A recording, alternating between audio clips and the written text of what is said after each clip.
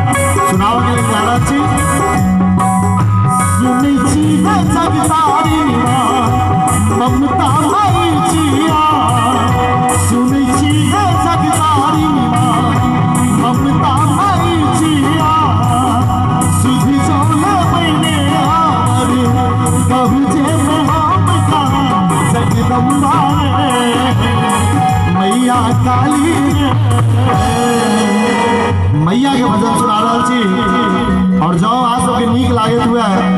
तो एक बेर माँ भगवती के नाम पर चारों बगल से हमारे माय बहन सब सेहो